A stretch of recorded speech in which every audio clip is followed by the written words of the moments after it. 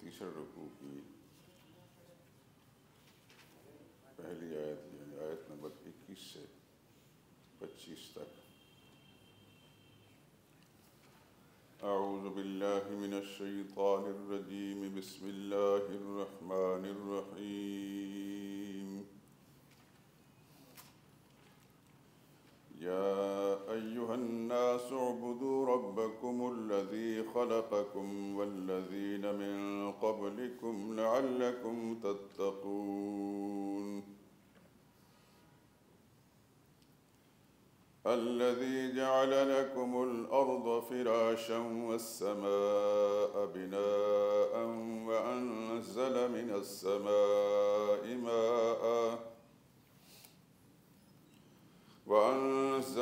السماء ماء فأخرج به من الثمرات رزقا لكم فلا تجعلوا لله أندادا وأنتم تعلمون۔ وإن كنتم في ريب مما نزلنا على عبدنا فأتوا بسورة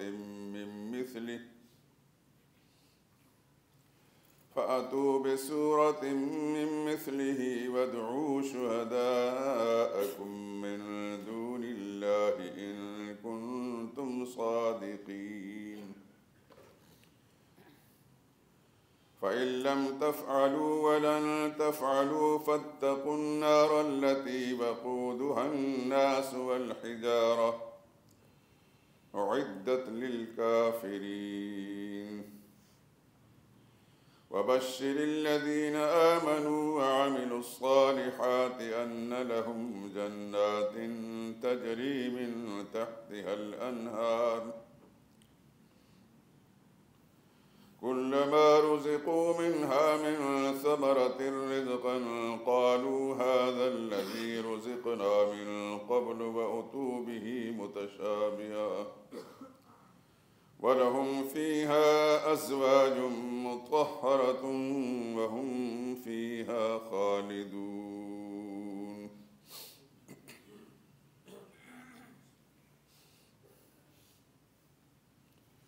یا ایہا الناس، اے لوگو، اعبدوا ربکم، بندگی کرو اپنے رب ہی کی، الذی خلقکم، جس نے تم کو پیدا کیا، والذین من قبلکم، اور ان لوگوں کو بھی جو تم سے پہلے تھے، لعلکم تتقون،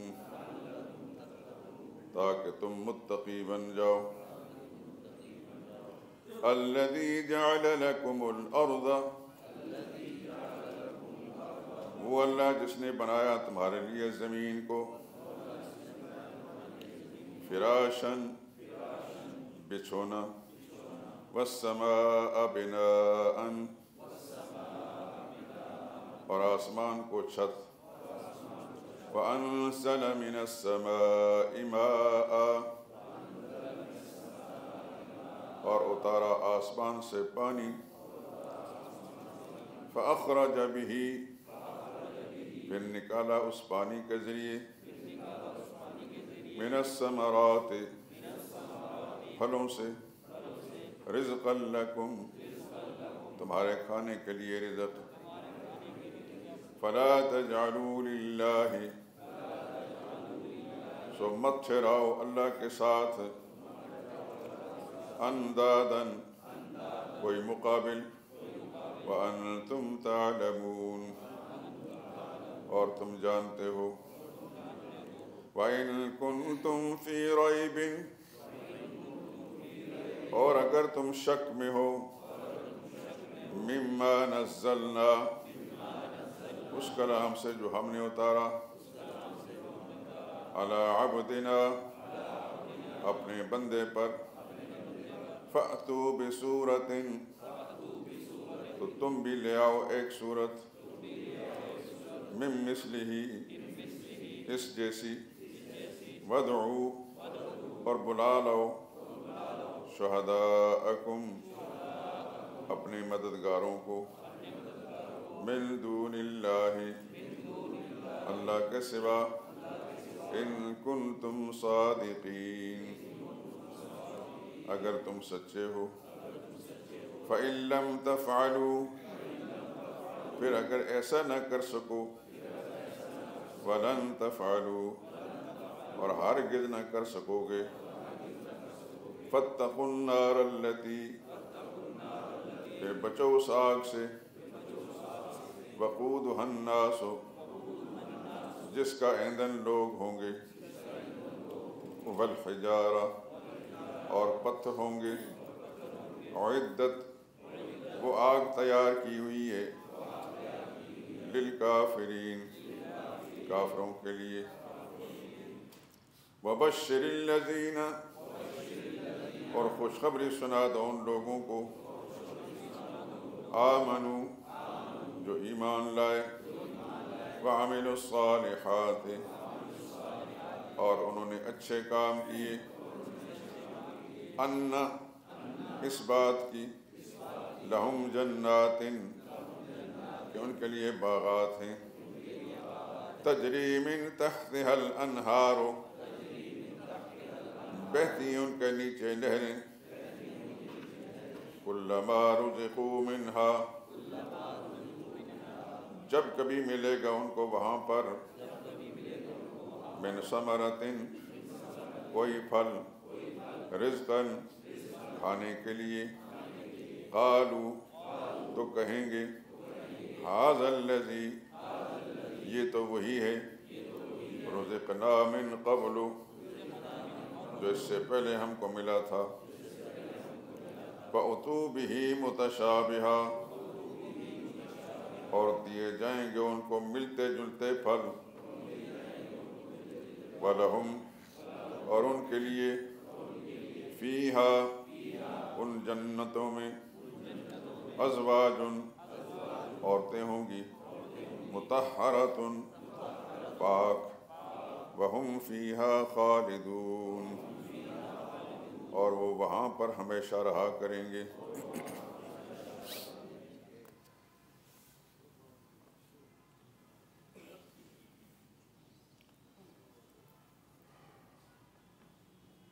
جب خلاصہ بیان ہوا تھا تو اس وقت یہ عرض کیا گیا تھا کہ سورہ مبارکہ کے شروع میں یعنی شروع کے 2 رکوعوں میں 3 جماعتوں کا ذکر ہے، ایک پکے ایمان والے، دوسری جماعت پکے کافر اور تیسرے منافق۔ ان کا ذکر ہو چکا، آپ سن چکے ہیں۔ اب اس تیسرے رکوع سے سورہ مبارکہ کا بنیادی مقصدی مضمون شروع ہو رہا ہے۔ خلاصہ کے بیان میں نے عرض کیا تھا کہ اس کے تیسرے رکوع کی ابتدا میں دعویٰ توحید ہے، پھر 19ویں رکوع میں دعویٰ توحید دہرایا گیا، پھر 34ویں رکوع میں اس کو دہرایا گیا، اور پھر 40ویں رکوع کے اندر اس دعوے کا ذکر کیا گیا۔ یہ تو آپ الحمدللہ یہاں کے جتنے بھی میرے احباب ہیں، ساتھی ہیں، اچھی طرح جان چکے ہیں کہ دین کی بنیاد اللہ کی توحید ہے، کچھ بھی نہیں سوا اللہ کی توحید کے۔ نماز ہے، روزہ ہے، حج ہے، زکوٰۃ ہے، صدقہ ہے، خیرات ہے، طواف ہے، قربانی ہے، نیکی کی جو بھی چیزیں آپ تصور میں لا سکتے ہیں وہ سب کی سب موقوف ہیں، ان کی قبولیت موقوف ہے اللہ کے توحید کے عقیدے پر۔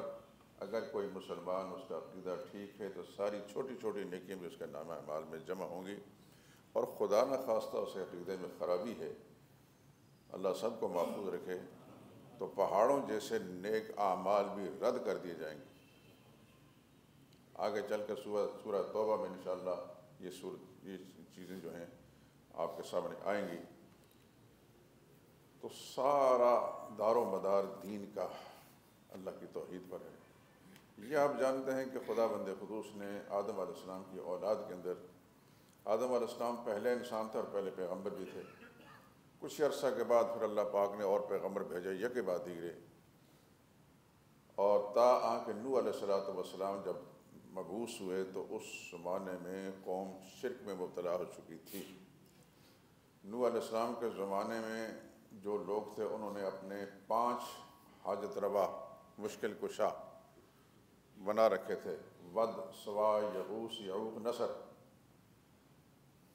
ود، سوا، یعوق، یغوث، نصر۔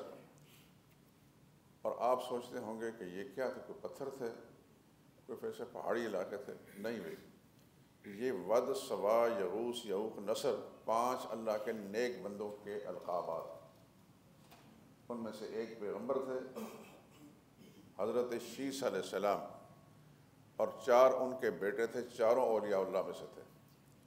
لوگوں کو ان باپ بیٹوں کے ساتھ محبت تھی، عقیدت تھی، ہوتی ہے، ہونی چاہیے اللہ والوں کے ساتھ محبت، لیکن محبت میں جب غلو بابت آتا ہے تو پھر وہ تباہی کا سبب بن جاتا ہے۔ اس محبت کو جب خدائی کا مقام دے دیا جائے، الوہیت کا مقام دے دیا جائے، تو پھر وہ محبت نہیں، وہ عذاب بن جاتا ہے۔ اس بدنصیب قوم کے اندر بھی یہی کچھ ہوا، تو پھر اللہ کریم نے سیدنا نوح علیہ السلام کو بھیجا، اور آپ سن چکے ہیں، پڑھ چکے ہوں گے، مطالعہ یقیناً آپ قرآن کریم کے ترجمے سمیت دیکھے ہوں گے۔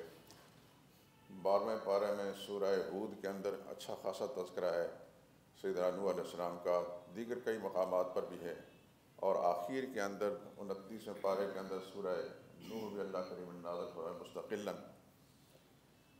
تو نوح علیہ السلام کو 950 سال تک اس قوم کے ساتھ واسطہ پڑا، اور کام یہ تو اللہ کی توحید ہی کا کرتے رہے۔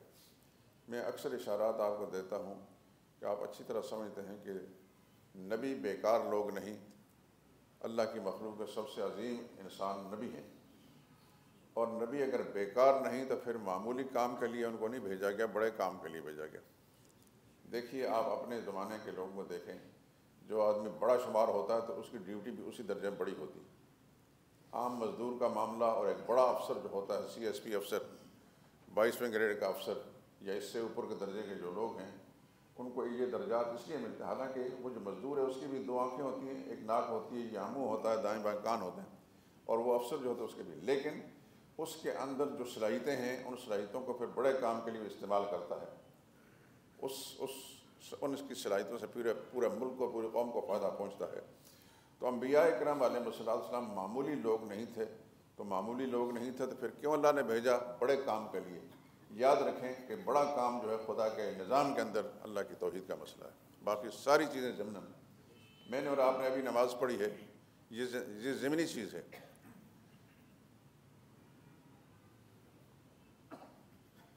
امام اللہ اکبر، اللہ کی کبریائی کا اعلان کرتا ہے سب شروع سے، پھر جھکتا ہے اللہ اکبر، پھر سمع اللہ لمن حمدہ، پھر اللہ اکبر، اٹھتے بیٹھتے اللہ اکبر، اللہ ہی کی کبریائی کا اعلان، اللہ ہی بڑا ہے، اللہ ہی بڑا ہے، اللہ ہی بڑا ہے، کوئی اور بڑا نہیں۔ نماز کے سارے مضمون پر آپ غور کریں، تکبیر تحریمہ کے بعد پھر سبحانک اللہم و بحمدک و تبارک اسمک و تعالی جدک و لا الہ غیرک، اللہ پاک ہے، سبحانک اللہم، اے اللہ تو پاک ہے، کس سے؟ ہر کمزوری سے پاک ہے، خامی سے پاک ہے، نقائص سے پاک ہے، عیوب سے پاک ہے، شریکوں سے پاک ہے۔ قرآن کریم کے اندر آتا سبحان اللہ عما یشرکون، اللہ پاک شریکوں سے پاک ہے۔ وَبِحَمْدِكَ، ساری خوبیاں، سارے کمالات، ساری عظمتیں، ساری بڑائیاں اللہ تعالیٰ کی ذات میں ہیں۔ وَتَبَارَكَ اسْمُكَ، یا اللہ تیرے نام میں برکتیں اللہ کے نام سے ملتی ہیں۔ وَتَعَالَىٰ جَدُّكَ، تیری شان بہت بلند ہے۔ وَلَا إِلَٰهَ غَيْرُكَ، تیرے سوا کوئی اور الہ نہیں۔ تو نماز کے اندر تکبیر تحریمہ سے لے کر سلام پھیرنے تک اللہ ہی کی کبریائی اور اللہ کی عظمت بڑائی کا اعلان ہوتا ہے، اور کچھ بھی نہیں۔ یہی وجہ ہے کہ تمام عبادات کے اندر، روزہ عبادت ہے، زکوٰۃ عبادت ہے، حج عبادت ہے، صدقہ خیرات عبادت ہے، قربانی عبادت ہے، ان سب کے مقابلے میں نماز بڑی عبادت ہے، یہ یاد رکھی طرح۔ دیکھیں حج کے لیے انسان بڑا اہتمام کرتا ہے، ہزاروں لاکھوں روپے اکٹھے کر کے پھر جاتا ہے، بڑا اہتمام کرتا ہے، لیکن حج کے مقابلے میں نماز کا درجہ اونچا ہے۔ حج تو کسی انسان پر فرض ہوگا نا، جس کے پاس پیسے ہیں، جو وہاں پہنچنے کی طاقت رکھتا ہے۔ اور روزے جو ہیں سال کے بعد آتے ہیں، اس میں بھی اللہ تعالیٰ نے گنجائشیں رکھی ہیں کہ اگر بیمار نہیں رکھ سکتا تو اس کو گنجائشیں رکھی ہیں، دوسرے مہینے کے اندر گنتی پوری کرے، وہ بھی نہیں کر سکتا تو پھر اس کا فدیہ دے دے۔ زکوٰۃ بھی صرف مالدار پر ہے، ہر آدمی پر نہیں۔ قربانی بھی جو کر سکتا ہے تو اس پر حرج نہیں، لیکن نماز امیر، غریب، شہری، دیہاتی، پڑھا لکھا ان پڑھ کسی انسان کے لیے استثناء نہیں، حتیٰ کہ پیغمبر کے لیے بھی استثناء نہیں۔ تو سب سے بڑی عبادت جو ہے نماز ہے۔ ابھی ہم نے آپ نماز پڑھی، آپ نماز پڑھتے رہتے ہیں، تو میں نے تھوڑا سا اشارہ دے دیا کہ اس میں اللہ ہی کی کبریائی کا اعلان ہوتا ہے، اللہ تعالیٰ کی کبریائی کا اعلان کرنے کی دنیا میں بھیجے گئے، اور انہوں نے کیا، ماریں کھائیں۔ آپ کے علم میں ہے کہ انبیاء کرام کو قتل کیا گیا اسی مسئلے پر، اور کوئی مسئلہ نہیں تھا۔ انبیاء سیٹ نہیں مانگ رہے تھے، ہمارے پاکستان کے جتنے بھی طبقہ ہے سیٹوں کے لیے لڑنے والے، انبیاء کرام اللہ کی عظمت کبریائی کا مسئلہ لوگوں کو سمجھانا چاہتے تھے، اور جو شرک میں مبتلا تھے وہ بدبخت مانتے نہیں تھے۔ نتیجہ یہ نکلا کہ بہت سے انبیاء کرام کو شہید کیا، بہت سے انبیاء کو آروں کے ساتھ چیرا گیا۔ یہ سب کچھ برداشت ہوا، میرا رب دیکھ رہا تھا، انبیاء نے برداشت کیا سارا کچھ، لیکن مشن سے پیچھے نہیں ہٹے۔ محمد مصطفیٰ صلی اللہ علیہ وسلم کے ساتھ کیا نہیں ہوا؟ آپ تو ماشاءاللہ پڑھے لکھے بھی ہیں، مسلمان ہیں، رسول اللہ صلی اللہ علیہ وسلم کے ساتھ کیا کیا نہیں ہوا مکی زندگی کے اندر۔ آج بھی جو تھوڑا سا پڑھا لکھا یا اس صورتحال کو جانتا ہے، تو ان جگہوں میں جب جاتے ہیں ہم جہاں رسول اللہ صلی اللہ علیہ وسلم پر تشدد ہوا تھا، ہمیں سارا نقشہ ہمارے سامنے آ جاتا ہے، پورا نقشہ سامنے آ جاتا ہے۔ مدنی زندگی میں رسول اللہ صلی اللہ علیہ وسلم کے ساتھ کیا ہوا؟ بدر میں تو خدا بند رسول کی حفاظت فرمائے، لیکن احد کے اندر رسول اللہ صلی اللہ علیہ وسلم دانت مبارک بھی ٹوٹے، چارے انور زخمی ہو گئے، آپ گڑھے میں گر گئے۔ یہ سب کچھ پیغمبر کے ساتھ ہوا، میرا رب دیکھ رہا تھا، لیکن اللہ نے اللہ کے توحید اور عظمت کی خاطر، اس کی کبریائی کی خاطر نبی نے برداشت کیا، صحابہ نے برداشت کیا۔ 29 غزوات کے اندر رسول اللہ صلی اللہ علیہ وسلم شریک ہوئے ہیں، جو کوئی دیوانگی تو نہیں تھی، پاگل پن تو نہیں، معاذ اللہ سو معاذ اللہ، یہ سوچنا بھی بڑا جرم ہے۔ کیوں ایسا ہوا؟ اس لیے کہ نبی بھیجے گئے تھے کہ دنیا والوں کو خدا کی کبریائی اور اللہ کی بڑائی کا نقشہ سمجھائیں۔ جس کی زمین پر تم چل پھر رہے ہو، جس کا کھا رہے ہو، پی رہے ہو، جس کی زندگی استعمال کر رہے ہو، اس کے حقوق کو صحیح سمجھو اور اس کو ادا کرو۔ انبیاء اس لیے بھیجے گئے، بے شمار بد نصیب قومیں اس زمانے کے اندر نبیوں کے ہوتے ہوئے بات نہیں سمجھ میں آئی۔ ابو جہل کی پارٹی جو ہے آپ جانتے ہیں کہ اس نے رسول اللہ صلی اللہ علیہ وسلم کے ساتھ آخر دم تک مخالفت کی۔ خاندان کے لوگ، ابو لہب بدرخت رسول اللہ صلی اللہ علیہ وسلم کا چچا تھا، رسول اللہ صلی اللہ علیہ وسلم آخر دم تک دشمن رہا۔ اور آج اس وقت دیکھیں دنیا میں کہتے ہیں پڑھے لکھے لوگ سارا کچھ، بے شمار منکر خدا بند قدوس کے۔ اب روس کے داریوں کو دیکھیں، آپ ہندوستان کے ان بت پرستوں کو دیکھیں، اور بے شمار لوگ، ان کو سمجھ میں نہیں آتی۔ تو انبیاء کرام علیہ الصلوۃ والسلام اللہ تعالیٰ کی کبریائی اور اس کی بڑائی منوانے کے لیے، لوگوں کو سمجھانے کے لیے بھیجے گئے۔ اللہ تعالیٰ نے یہ کتابیں، قرآن کریم جس وقت آپ کے سامنے ہے، اس کے اندر بھی یہی مسئلہ سمجھایا۔ دیکھیے میں نے پہلے بھی خلاصہ بیان کیا تھا کہ تیسرے رکوع سے مسئلہ توحید کا اعلان ہوا، پھر 19ویں رکوع میں، پھر 34ویں رکوع میں، پھر 40ویں رکوع کے اندر۔ اب اس کو دیکھیں آپ، یا ایھا الناس اعبدوا ربکم، اے انسانوں، اس میں پوری انسانیت کو مخاطب کیا۔ الناس ایمان والا نہیں، پوری انسانیت کو، یا ایھا الناس، اے انسانوں، بندگی اپنے رب ہی کی کرو۔ عبداللہ بن عباس رضی اللہ تعالیٰ عنہ رسول اللہ صلی اللہ علیہ وسلم کے چچا زاد بھائی بھی ہیں اور شاگرد بھی ہیں۔ انہوں نے اس کا معنی یہ کیا ہے، وحدوا ربکم، اپنے رب کی توحید پر قائم رہو، اعبدوا ربکم وحدوا ربکم۔ تفسیر خازن کے اندر یہ بات لکھی ہوئی ہے۔ ظاہر بات ہے کہ ہم نے تو رسول اللہ کے شاگردوں سے صلی اللہ علیہ وسلم یہ ساری باتیں لینی، تو حضور صلی اللہ علیہ وسلم ڈائریکٹ شاگرد اور رسول اللہ کے مخلص ساتھی بھی اور رشتہ دار بھی، اور وہ جس کے لیے رسول اللہ نے دعا مانگی تھی کہ یا اللہ اس کو قرآن کا فہم نصیب فرما، تو عبداللہ بن عباس رضی اللہ تعالیٰ عنہ تمام صحابہ کرام میں ترجمان القرآن، رئیس المفسرین شمار ہوتے تھے۔ انہوں نے اس اعبدوا ربکم کا معنی کہ وحدوا ربکم، اپنے رب کی توحید پر قائم ہو جاؤ، واحد لا شریک سمجھو، اس کی ذات میں، اس کے صفات میں، اس کے حقوق میں، اس کے اختیارات میں۔ اعبدوا ربکم، اپنے رب کی بندگی کرو۔ یہ پہلے بھی میں مختلف اوقات کے اندر بیان کر چکا ہوں کہ یہ بندگی ہے کیا، عبادت کسے کہتے ہیں۔ اکثر ہم جب سنتے ہیں نا کسی آدمی سے کلمے کا معنی کرو، کہتے ہیں اللہ کے سوا کوئی عبادت کے لائق نہیں، یہ کہتے ہیں اللہ کے سوا کوئی معبود نہیں۔ اچھا، معبود بھی عربی کا لفظ ہے اور عبادت بھی عربی کا لفظ ہے۔ عربی لفظ کا ترجمہ وہ کرو جو اردو زبان میں ہو۔ عربی میں ترجمہ کرنے کیا مطلب؟ جو کہتا ہے کہ اللہ کے سوا عبادت کے لائق عبادت کا کیا معنی ہے؟ اس کو نہیں سمجھ آتی جب تک بات کھول ہی نہ جائے۔ اللہ کے سوا کوئی معبود نہیں، معبود بھی عربی کا لفظ ہے۔ عبادت ایک درخت کے لیے، اس کو ایک درخت ہے، درخت کے ساتھ بے شمار شاخیں ہوتی ہیں، اس میں پھل بھی ہوتے ہیں، پھول بھی ہوتے ہیں، جڑ بھی ہوتی ہے، تنا بھی ہوتا ہے۔ یہ لفظ عبادت جو ہے اس کی بات کر رہا ہوں۔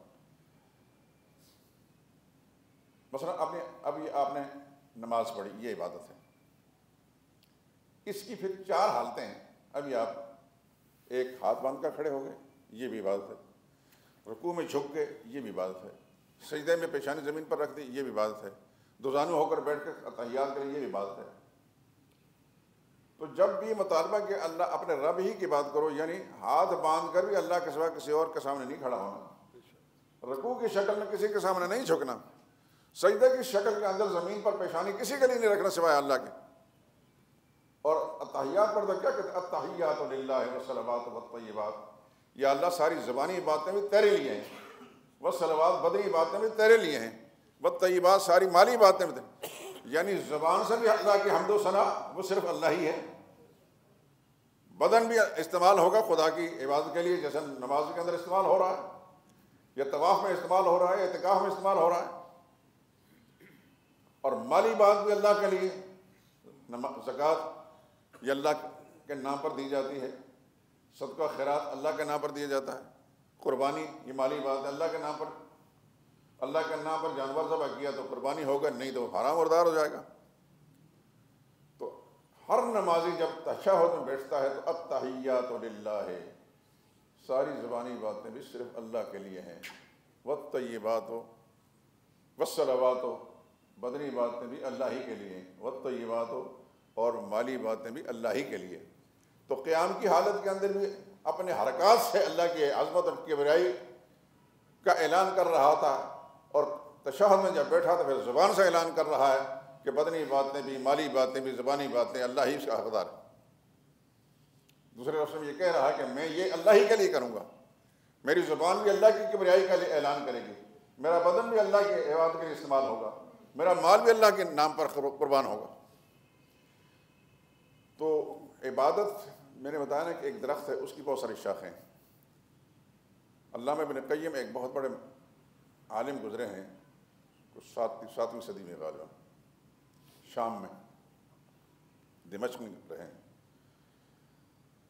بڑا نام ہے علامہ ابن قیم کا، اور ان کے استاد علامہ ابن تیمیہ کا بڑا نام ہے دنیا میں، اور ان کے کارنامے میں کمال کے۔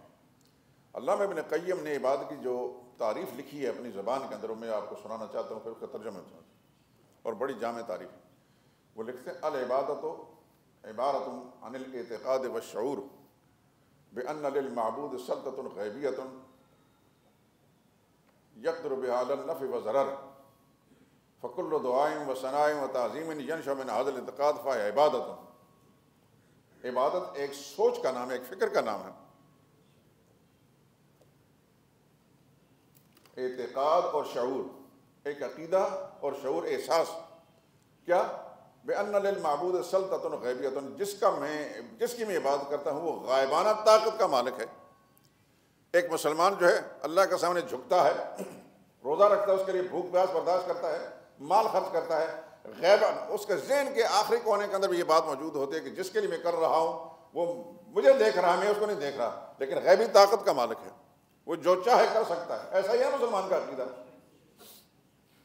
بأن للمعبود سلطة غیبیۃ، غیبی طاقت کا مالک ہے، یقدر بها على النفع والضرر، اس غیبی طاقت کے ساتھ فائدہ بھی پہنچا سکتا ہے، نقصان پہنچا سکتا ہے۔ کہتے ہیں اس سوچ کے مطابق فکل دعائن، دعا کرتا ہے تو یہ عبادت ہے، وہ ثنائن، اللہ کے حمد و ثنا کرتا ہے تو یہ عبادت ہے، وہ تعظیم عظمت بجا لاتا ہے، یہ عبادت ہے۔ جو بھی تعظیم افعال بجا لائیں گے وہ سب اللہ کی عبادت ہے، لیکن سوچ پہلے یہ ہو، اس کے دماغ میں یہ سوچ ہو کہ میرا معبود غیبی طاقت کا مالک ہے، جو چاہے کر سکتا ہے، اور اللہ کی ذات کے لیے یہ ہوگا تو اللہ کی بات ہوگی۔ بیٹھا ہے کسی مسجد کے اندر جا کے بیٹھا ہے، نماز کے لیے تیاری، کچھ ذکر اذکار بھی نہیں، ویسے ہی بیٹھا ہے، لیکن بیٹھا اس لیے ہے کہ ابھی اللہ کا حکم آئے گا نماز پڑھنے کا، میں نماز پڑھوں گا۔ یہ جتنا ٹائم بھی نماز مسجد کے اندر بیٹھتا ہے یہ بات میں گزرتا ہے۔ کیونکہ اس سوچ کے ساتھ وہ بیٹھا ہے، اس سوچ کے ساتھ وہ آیا ہے کہ جس کے سامنے میں سجدہ ریز ہونا ہے وہ غیبی طاقت کا مالک ہے، مجھے دیکھ رہا ہے، میرے لیے فائدہ اور نقصان کا مالک وہی ہے، عزت ذلت کا مالک وہی ہے، موت و حیات کا مالک وہی ہے۔ اس سوچ کے ساتھ وہ گھر سے چلا ہے، آ کے چاہے اس نے سنتیں پڑھی یا نہیں پڑھی، نفل پڑھا یا نہیں پڑھی، مسجد میں بیٹھا ہے۔ یہ بیٹھنا بھی بات ہے، دعا کرتا ہے، دعا کرنا عبادت ہے، اللہ تعالیٰ کی حمد و ثنا کرتا ہے تو وہ عبادت ہے، اللہ کی عظمت تعظیم کے تصور کے ساتھ بیٹھا، مثلا مسجد میں آیا، مسجد کو اللہ کا گھر سمجھتے ہوئے اس میں دھیمے انداز سے چلا، دوڑ کر نہیں چلا، مسجد کا ادب، اونچی آواز سے نہیں بولا، مسجد کا ادب۔ کیوں مسجد اللہ کا گھر ہے تو اس کے دل کے اندر خدا بند قدس کی عظمت کبریائی کا تصور موجود ہے کہ توہین نہ ہو جائے خدا کے گھر۔ تو یہ جو سوچ لے کر آیا ہے، یہ جو کچھ کر رہا ہے، یہ بھی عبادت ہے۔ فَكُلُّ دُعَاءٍ وَثَنَاءٍ وَتَعْظِيمٍ يَنشَأُ مِنْ هَذَا الْاعْتِقَادِ فَعِبَادَةٌ۔ اللہ تعالیٰ نے فرمایا یا ایھا الناس اعبدوا ربکم، اے انسانوں اپنے رب کی بندگی کرو، بندگی کے سارے اقسام اپنے رب ہی کے لیے بجا لاؤ، جتنی قسمیں ہیں عبادت کی، جیسے کہ آپ موٹی موٹی بات سمجھتے ہیں، سجدہ عبادت ہے، رکوع عبادت ہے، طواف عبادت ہے، اعتکاف عبادت ہے، قربانی عبادت ہے، روزہ عبادت ہے، زکوٰۃ عبادت ہے، نماز عبادت ہے، یہ عبادت کی جتنی بھی قسمیں ہیں اعبدوا ربکم، اپنے رب کے لیے بجا لاؤ، الذی خلقکم۔ اب دلائل شروع ہو گئے، کیوں اللہ ہی کے لیے بجا لاؤ، وجہ کیا ہے؟ اب اس کی دلیلیں، اس لیے اپنے رب کے لیے بجا لاؤ، وہ تمہارا خالق ہے، تمہیں پیدا اس نے کیا ہے، تمہیں بنانے والا وہ ہے، تم جانتے ہو کہ اس کے سوا کوئی بنانے والا نہیں، نہ صرف یہ تمہارا خالق ہے بلکہ زمین و آسمان کا خالق وہ ہے، سارے جہان کا خالق وہ ہے۔ تو ایک مسلمان کے ذہن کے اندر جب تصور آئے گا کہ میرا بنانے والا، مجھے پیدا کرنے والا اللہ ہے، مجھے کھلانے والا اللہ ہے، میری زندگی کی سانسیں جو اللہ کی دی ہوئی چلی گئی ہیں، میں اللہ کی زمین پر چل پھر رہا ہوں، تو پھر اس کو بات سمجھ میں آتی ہے کہ مجھ سے جو مطالبہ کیا جا رہا ہے کہ اللہ ہی کی بندگی کرو، یہ مطالبہ برحق ہے کہ میرا بنانے والا چلانے والا وہی ہے، اور تو کوئی ہے نہیں۔ الذی خلقکم، جس نے تم کو پیدا کیا، والذین من قبلکم، صرف تمہیں نہیں، تم سے پہلوں کو بھی اسی نے پیدا کیا، ہمارے آباء و اجداد، ان کے آباء و اجداد، ان کے آباء و اجداد، سب کو کس نے بنایا؟ اللہ ہی نے، حتیٰ کہ آدم علیہ السلام جو پہلے انسان ہے دنیا میں، ان کو کس نے بنایا؟ اللہ ہی نے بنایا۔ اور آپ جانتے ہیں کہ آدم علیہ السلام کو اللہ تعالیٰ نے خاک سے پیدا کیا، وہ قادر ہے جو چاہے کرے، جو چاہے کرے، اور پھر انہی کے وجود سے اماں حوا کو پیدا کیا، انہی کی بیوی بنایا، پھر ان کے ملاپ سے ان کی نسل چلائی، اس وقت سے نسل انسانی چل رہی ہے، چل رہی ہے، چل رہی ہے، آج تک چل رہی ہے اور قیامت تک چلتی رہے گی۔ تو یہ سارے کارنامے کس کے ہیں؟ صرف اللہ ہی کے ہیں اور کسی کے نہیں۔ ہر نبی آ کر مارے بھی کھاتے رہے، وطن سے نکالے بھی گئے، آروں سے چیرے بھی گئے، کیا کیا ان کے ساتھ ہوا، اللہ کا یہی پیغام سناتے رہے۔ دیکھیں آپ مسلمان ہیں ماشاءاللہ، نماز پڑھتے ہیں، آپ کو روزہ بھی رکھنا پڑتا ہے، روزے کے مسائل بھی، زکوٰۃ کے مسائل دوسرے سے، لیکن کیا قرآن کریم کے اندر بہت سارے انبیاء کرام علیہ السلام کا ذکر آپ پڑھتے ہیں کہ نہیں پڑھتے؟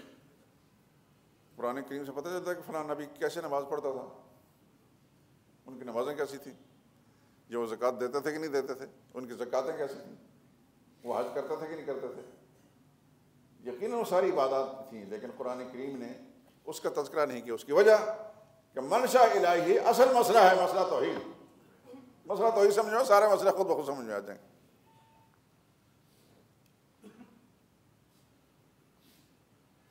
خود قرآن کریم کے اندر نماز کا حکم ہے، اقیم الصلاۃ، لیکن نماز کے بارے میں بتایا کہ نماز میں کتنے فرض ہیں، قیام فرض ہے یا نہیں، رکوع فرض ہے یا نہیں، سجدہ فرض ہے یا نہیں، کیا ہے اس کا حکم، قومیں کا کیا حکم ہے، جلسے کا کیا حکم ہے، نماز میں نہیں۔ اس طرح زکوٰۃ کا حکم ہے، آتو زکوٰۃ دو، لیکن زکوٰۃ تفصیلات موجود نہیں، کس انسان پر کس مال کے اندر زکوٰۃ فرض ہے، کس کو دینی ہے۔ روزے کا حکم ہے لیکن روزے کی تفصیلات موجود نہیں۔ اللہ حضرت قیاس بہت سارے احکام موجود ہیں لیکن ان کی تفصیلات موجود نہیں. ان تفصیلات کو رسول اللہ صلی اللہ علیہ وسلم کی زبان مبارک سے امت کو سمجھ میں آئی. معلوم ہوا کہ مقصد انبیاء اکرام کے بھیجنے کا مسئلہ سمجھ لیں میرے دوستو. کچھ پتہ نہیں ہماری زندگی کا.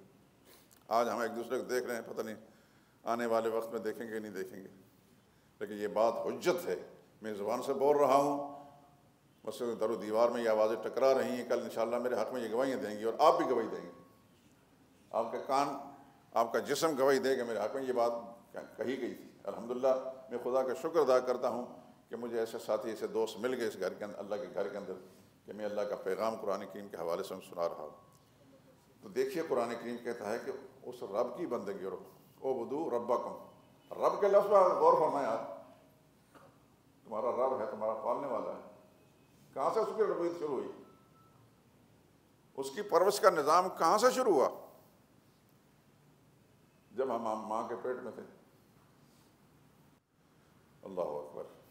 اس کی پرورش کا نظام, اس کی تربیت کا نظام اور ربویت کا نظام اس وقت جب ہم پانی کی بوند, پانی قطرے کی شکل میں تھے, تب سے شروع ہوا. پھر وہ پرورش کرتا رہا, بڑھاتا رہا اپنے اپنے حکمت کے ساتھ. پانی سے پھر ایک عرصے کے بعد اس کو خون بنایا, خون کے بعد پھر ایک دفعہ منجمد لوتھڑا بنایا, پھر اس کے بعد اس میں انسانی نقوش بنایا, مرحلہ بمرحلہ.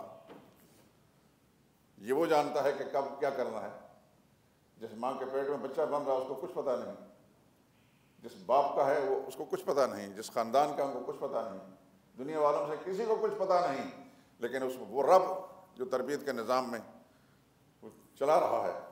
چلتے چلتے چلتے ایک وقت ایسا آتا ہے جب جس بچے کی شکل و صورت مکمل ہوتی ہے, پھر ایک ٹائم پر خدا بند اس میں روح ڈالتا ہے. جب کچھ عرصے کے بعد بچہ ماں کے پیٹ میں متحرک ہوتا ہے تو پھر ماں کو پتہ چلتا ہے کہ ہاں کچھ جان پڑ گئی ہے, ورنہ اس سے پہلے نہیں پتہ چلتا. تو خدا بند قدوس وہاں پرورش کر رہا ہے. کرتے کرتے کرتے پھر بچے کے اندر جب روح پڑ جاتی ہے تو اس کو غذا کی ضرورت ہوتی ہے, کھانے کی ضرورت ہوتی ہے. یہ مسئلہ کئی دفعہ آپ سن چکے ہیں. پھر خدا ماں کے پیٹ کے اندر ہی اس کے رزق کا انتظام کرتا ہے. وہی خون جو رکا ہوا تھا ماواری والا, اس کے ذریعے سے اس کا قطرہ قطرہ اس کے ناف کی نالی کے ذریعے سے اس پیٹ میں پہنچاتے ہیں اور پل رہا ہے بچہ. اور ایک وقت جب مکمل ہوتا ہے تو پھر خدا ان کو اس دنیا میں بھیج دیتے ہیں.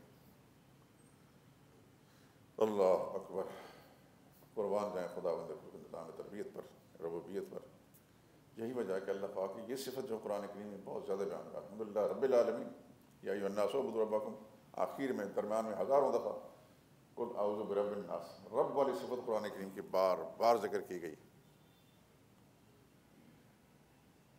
کہ کائنات کے ہر ذرے کو آپ دیکھیں. یہ جتنے درخت ہیں کیا پہلے دن ایسے تھے؟ اللہ کی تربیت کے نظام سے بڑے بڑے تناؤ درخت بن گئے. ایک چھوٹا سی کوپل نکلی زمین سے اور پھر بڑھتے بڑھتے بڑے بڑے درخت بن گئے.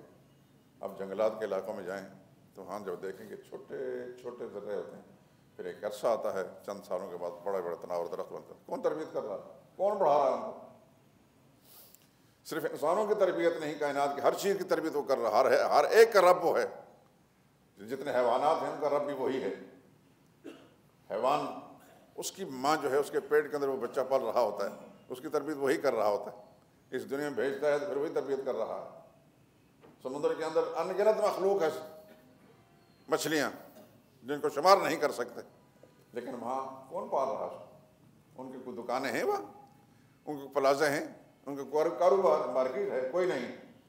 جس نے پیدا کیا ان کو وہ سمجھتا ہے ان کی ضرورتوں کو, اور پال بھی رہا ہے اور ضرورتیں پوری بھی کر رہا ہے. اس دنیا کے سارے انسانوں کو اگر یہ ڈیوٹی لگا دی جائے, بڑی بڑی حکومتوں کو, کہ سمندر کے اندر پلنے والی مخلوق کو تم کھلاؤ, تو یہ نہیں کر سکیں گے, نہیں کر سکیں گے. آپ سن چکے ہیں شاید, نئے ساتھیوں کو تو شاید نہ پتا ہو. ہم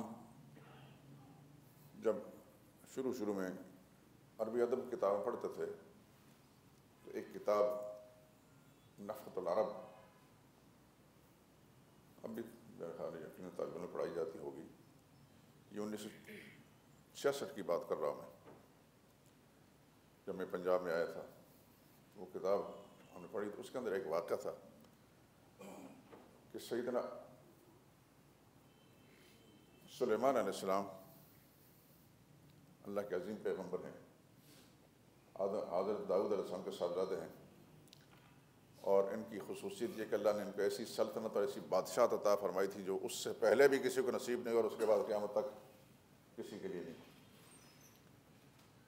تو سلیمان علیہ السلام اتنی بڑی بادشاہت کے مالک کہ انسان ان کے تابع دار ہیں، جن ان کے تابع دار ہیں، پرندے ان کے، مطلب ساری کائنات اللہ تعالیٰ نے ان کے تابع بنا دی۔ تو سلیمان علیہ السلام بارگاہ اللہ میں التجا کی، یا اللہ مجھے اتنی بڑی نعمتوں سے نوازا ہے تو میں آپ کی مخلوق کی دعوت کرنا چاہتا ہوں، جو اس کتاب میں لکھا ہے۔ اللہ نے فرمایا میں جانتا ہوں اپنی مخلوق کو اور میں ان کی ضرورتوں کو سمجھتا بھی ہوں، پورے بھی کرتا ہوں، آپ رہنے دیں۔ انہوں نے اصرار کیا، یا اللہ اتنا بڑا آپ کا انعام ہے مجھ پر، اتنی بڑی سلطنت کا مالک بنایا تو میں پھر شکریہ کے طور پر آپ کی مخلوق کی دعوت کرنا چاہتا ہوں۔ اللہ نے فرمایا اچھا کرو، پھر تیاری کرو۔ جنات کو بھی حکم ہوا، انسانوں کو حکم ہوا، مہینوں کے حساب سے کھانے پکے، غذائیں پک گئیں، دسترخوان بچھ گئے۔ اب مخلوق کو اطلاع کون دے، دعوت نامے کیسے ہوں؟ پھر اللہ کی بارگاہ میں التجا کی، یا اللہ اپنی مخلوق کو یہ بات بتا دیں، آپ حکم دے دیں کہ سلیمان پیغمبر نے تمہاری دعوت کی ہے، آئیں۔ اللہ نے فرمایا ٹھیک ہے۔ سب سے پہلے اللہ پاک نے قریبی سمندر کے اندر ایک مچھلی تھی، اور مچھلی بھی لنگڑی تھی، پوری نہیں تھی، کوئی حصہ اس کا جو ہے لنگڑا تھا۔ اس کو حکم دیا کہ سلیمان پیغمبر نے تمہاری دعوت کی، جاؤ۔ مچھلی آ گئی، اللہ اکبر اللہ اکبر۔ وہ مہینوں کے حساب سے جن اور انسانوں نے مل کر جو غذائی اجناس تیار کی تھیں، وہ ایک لمحے میں وہ مچھلی ہڑپ کر گئی، ایک مچھلی، ابھی تو باقی اور سب حیران ہو گئے، ورنہ حیرت میں پڑ گئے، اور مچھلی کہنے لگی، اللہ نے اس کو قوت گویائی عطا فرمائی۔ یہ اللہ کی حکمتوں ہیں کہ میرا پیٹ نہیں بھرا اور مجھے چاہیے۔ تو سلیمان علیہ السلام فرمایا اتنا کچھ کھا گئی اور ابھی کہتے اور چاہیے؟ اللہ نے مچھلی کا حکم زبان دی کہ گھر میں مہمان کو بولا کہ یہ جواب نہیں دیا کرتے۔ خدا کے پیغمبر سجدے میں گر کے، یا اللہ تو جانتا اپنی مخلوق اور ان کی ضرورتوں کو تو جانتا، ہر پوری بھی تو کرتا ہے۔ تو خدا میرا اور آپ کا رب نہیں، ساری کائنات کا رب ہے۔ آسمان کے اندر جو فرشتے ہیں ان کا رب بھی وہی ہے، فضا میں اڑنے والے جو چرند پرند ہیں ان کا رب بھی وہی ہے، زمین کے دامن میں رینگنے والے کیڑے ہیں وہ بھی ان کا رب وہی ہے، سمندر میں ان گنت مخلوق ہے ان کا رب بھی وہی ہے، سب کا رب وہی ہے۔ اعبدوا ربکم، اس لیے فرمایا وہ تمہارا رب جو ہے پالنے والا۔ اب نظام تربیت پر ذرا غور کیجئے، پھر تمہیں سمجھ میں آئے گا کہ عبادت کے لائق وہی ہے اور کوئی عبادت کے لائق نہیں۔ اللہ اکبر۔ الذی خلقکم، یہ پہلی دلیل ہے، اس نے تمہیں پیدا کیا۔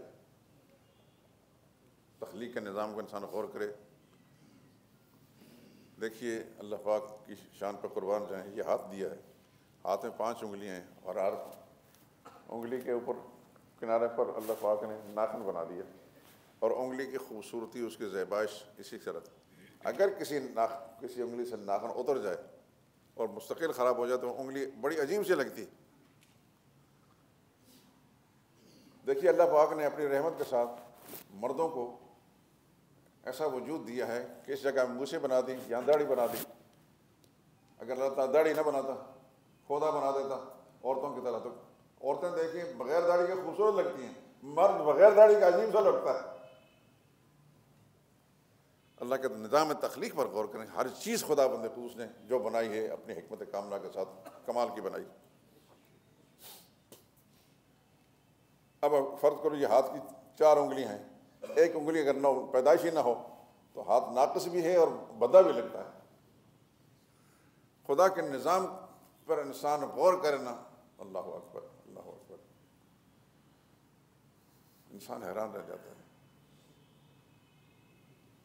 شیخ سعدی رحمۃ اللہ تعالیٰ علیہ بڑے بزرگ گزرے ہیں، شاعر گزرے ہیں صوفیاء میں سے، تو اللہ تعالیٰ کی حمد و ثنا کے لیے وہ فارسی زبان میں کہتے اے برطرز خیال و قیاس و گمان و وہم، اے اللہ جو بلند و بالا ہے ہمارے خیالات سے بھی، ہمارے قیاسات سے، ہمارے اندازوں سے، ہمارے اوہام سے بھی، یعنی ان سب کی پروازیں جو ہیں تیری ذات تک نہیں پہنچ سکتی. وضحت گفتان در شنیدیں خواندائیں، تیری ذات کے بارے میں جو کچھ کہا گیا ہے یا اللہ ہم نے سنا ہے اور پڑھا ہے، بس سمجھا نہیں، نہ سمجھ سکتا کوئی. دفتر تمام گشت، یا اللہ تیری عظمت کبریائی کے کمالات لکھتے لکھتے لکھتے لکھتے سارے دفتر ختم ہو گئے، اور کلمیں گھس گھس کر ختم ہو گئی، کاغذ ختم ہو گئے. دفتر تمام گشت بپایا رسید عمریں مکمل ہو گئیں.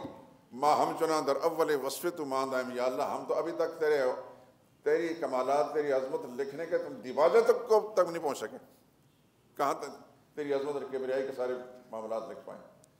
تو اللہ وہ بڑا ہے، وہ بڑی ذات ہے کہ جہاں ہمارے خیالات کی پرواز بھی نہیں ہوتی. بس سوائے اس کے ابوبکر صدیق رضی اللہ تعالیٰ عنہ کی بات پڑھی ہے، کہتے ہیں العز اندر کے ذات ادراکو، جو آدمی ہار مان لیتا ہے اس بات کی کہ مجھے کچھ پتہ نہیں، بس میں اپنے رب کو رب مانتا ہوں، کیسا ہے کس کیفیت کے ساتھ میں کچھ نہیں کہتا، اپنی ہار مان لے، کہتے ہیں یہی سب سے بڑی معرفت. والبحث عن کن ذات اشراکو، اور اگر کوئی بحث کرتا ہے کہ اللہ کیسا ہوگا کیسا نہیں ہوگا، اس اللہ کا منہ ہے، اللہ کا سر ہے، اللہ کا ہاتھ ہوں گے، اللہ کی آنکھیں ہوں گی، چہرہ ہے، اس پر غور و خوض کرتا تھا، ساری زندگی گزر سکتے کہ نہیں سمجھ سکتا. تو کہتے ہیں کہ یہ تو شرک ہے. پہلی ہار مان لو بھائی، تمہیں کچھ سمجھ میں نہیں آئے گی، بس اللہ ہے، ہمارا خالق ہے، ہمارا مالک ہے، ہمارا رازق ہے، بس. تو خدا بند قدوس کی ذات بہت بڑی ہے میرے دوستو. اللہ نے آپ کو اپنے رحمت سے، اپنے رحمت کے دامن میں کھینچ کر یہاں پہنچا دیا ہے، قرآن کے ساتھ وابستہ کر دیا ہے. مجھے امید اللہ کی رحمت سے کہ رہتے ہیں ایک وقت ایسا ہے کہ میں آپ سے پوچھوں گا کہ آپ کے دل میں اللہ کی عظمت اور کبریائی کا نقشہ کیسا بنا ہے. نہ صرف یہ کہ آپ کے دل میں ہوگا، پھر آپ اس پیغام کو لے کے خدا کی مخلوق تک جائیں گے، آپ کے گھروں تک بھی پیغام پہنچے گا، اپنے محلوں تک بھی پہنچے گا، اپنے عزیز داریوں رشتہ داروں تک پہنچے گا، اور پھر انشاءاللہ آپ کا زندگی کا مقصد پورا ہو جائے گا. اللہ تعالیٰ سے دعا کریں کہ خدا بند پوچھ ہمیں اپنی زندگی کے مقصد سمجھنے کی توفیق عطا فرمائے. کتنا ٹائم ہو گیا؟ اچھا چلو، مجھے کچھ اندازہ تو تھا، لیکن پھر میں نے احتیاطاً یہ ساری آیتیں پڑھ لیں. چلو زندگی ہوئی تو انشاءاللہ کل سبحانک اللہم و بحمدک اشہد ان لا الہ الا انت استغفرک. ایک آیت پوری نہیں ہوئی.